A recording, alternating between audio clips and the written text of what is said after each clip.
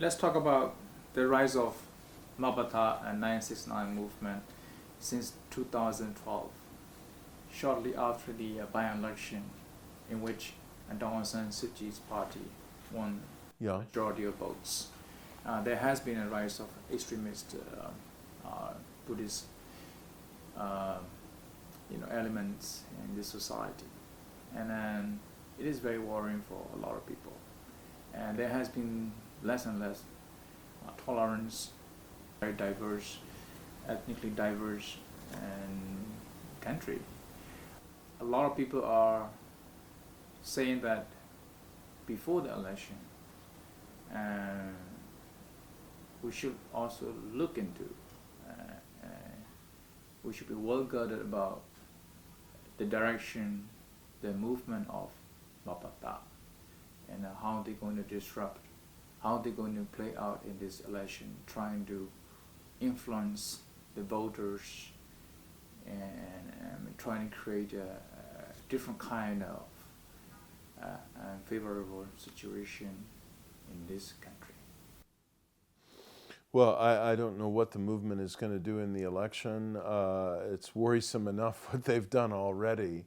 And I would just say the obvious. Aung San Suu Kyi or other Democratic politicians to go as far as one would like in the direction of reining in this xenophobia and intolerance. People become a little risk averse during an election campaign and want to kind of consolidate their support. But once the election is over and the new parliament starts taking shape, the new government starts taking shape, it's going to be really important for the new elected officials coming from the Democratic camp to begin to confront this more forthrightly and to say that this is not Buddhism, this is not loving kindness, this is not compassion, this is bigotry and hatred, and it has no place in the framework of any of the world's great religions. Right. Okay? It's antithetical to the basic principles of Christianity, Judaism, Islam, and so on. But, in what little I know about Buddhism, it seems particularly antithetical to Buddhist principles. Right. Almost hard to imagine. And so, there needs to be an affirmation from across the board in society, religious, secular, political leaders, non-political leaders, that everybody has equal worth and dignity as human beings. Everybody has certain rights under international law and under the Universal Declaration of Human Rights, that people's religion should not disqualify them from politics or from a place in the political system or the society or from exercising their rights of citizenship, and that bigotry should not be tolerated. It's shocking to see that both opposition and government fail to, take the concrete action to stop this rise of 969. I think there will be a new opportunity when the transition finally takes a new phase, when the government forms under the under the Constitution after the results of the new elections. I think there'll be a new opportunity. Hopefully. To take a forthright approach, and I hope the newly elected officials in parliament and in government will do that. Let's talk about peace process. This country has dozens of ethnic resistant groups, and the government has been trying to reach out to them for the first time in history, and having meetings after meetings. And there is a hope that it's going to be a nationwide ceasefire agreement. And it may not be all inclusive, but it may be quite a number of ethnic forces are going to sign. And a lot of donor countries, Western governments, whoever involved in this process last 4 years, kept saying that something started happening, and then so that the ball can roll, and to achieve a more substantive political dialogue, and that can lead to a more meaningful dialogue and peace. And how do you see that? It's how it's going to play out in with this, election coming, and then numbers of ethnic groups having a dialogue after dialogue and meetings. So still, again, there's a deficiency of trust towards each other. Look, this country has suffered so badly from the longest running series of civil wars in the history of the world, or at least in the current state of the world. And anyone who values human rights, peace, social justice, and so on, should hope that the country can negotiate a just and durable, not only ceasefire, but permanent peace. If President Thein Sein can do that, I wish him well, and I hope he succeeds. I may not like some of the other things that the government has done and is doing, but if they do that, I think it will be a great achievement. And if he's doing that because he thinks it will bring stability to the country, I think he's right. If he's doing that because he thinks it will help the USDP at the polls, maybe it will and maybe he won't. But whatever his motives are, I hope he succeeds. And if it can only be done right now with 14 of the 16 groups that are potentially parties to the dialogue, then better 14 than none. I think that from what I hear, the dialogue has gone very far. It's very nearly ready to be signed. And I think it would be very significant progress for Burma.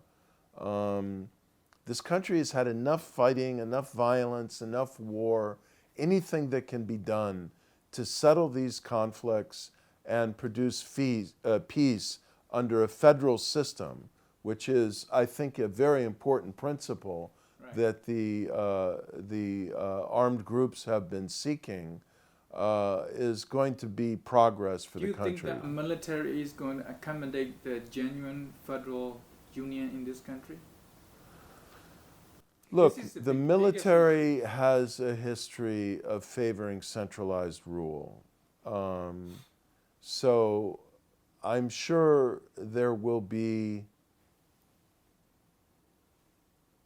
differences of opinion about what constitutes federalism, about how federal the current system is. Interpretation of federalism. I understand.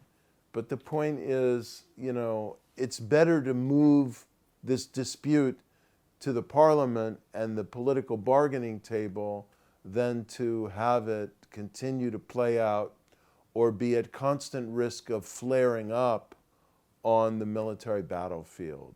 So I wish President Thein Sein well in this regard. I wish the armed insurgent groups well in the pursuit of peace. I hope they succeed. And the last question, the U.S. policy.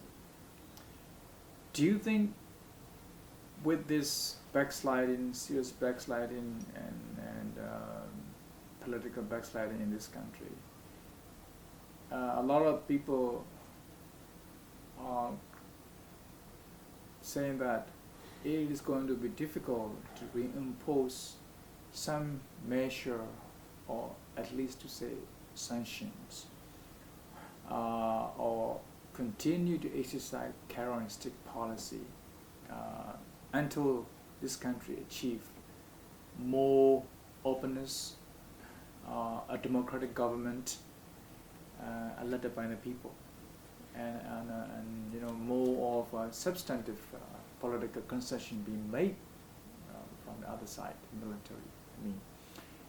do you think U.S. was going too fast to provide and deserve legitimacy to the government and regime? Probably a little too far. I was in favor of the opening and the lifting of some sanctions. I did warn at the time that we should probably be a little bit deliberate about it. But there was a train that was leaving the station in terms of international enthusiasm to incorporate Burma into ASEAN, to normalize investment relations.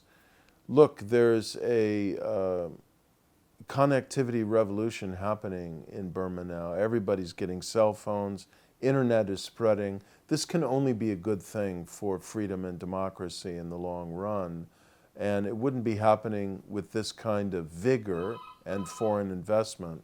So, I think what's necessary now is not so much to kind of revisit the past and argue about whether we move too fast to lift sanctions or not.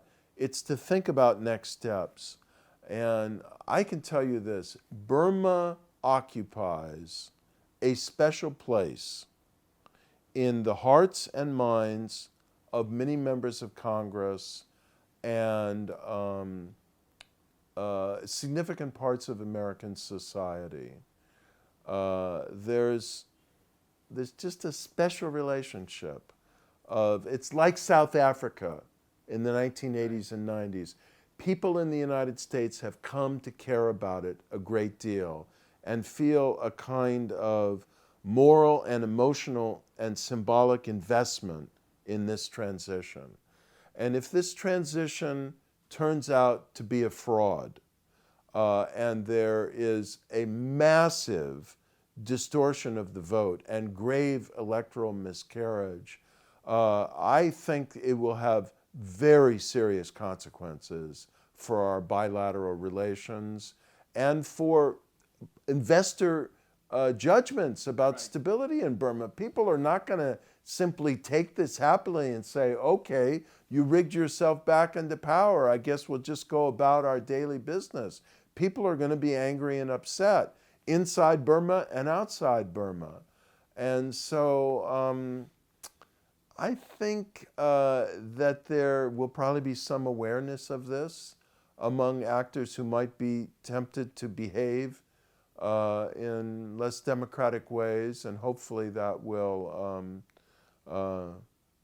help to inspire their better angels to respect the democratic process. But if there is an enormous institutional setback to democracy in Burma, this will have very serious consequences for the bilateral relationship.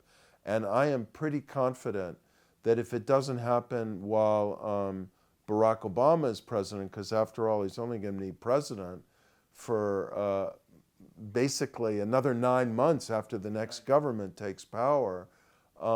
If it doesn't happen under the Obama presidency, there would probably be a pretty serious reaction when a new president takes power. With a note, Professor Larry Diamond, thank you so much for your time. Okay. Thank you for speaking to the ELD. Okay. Thanks a lot.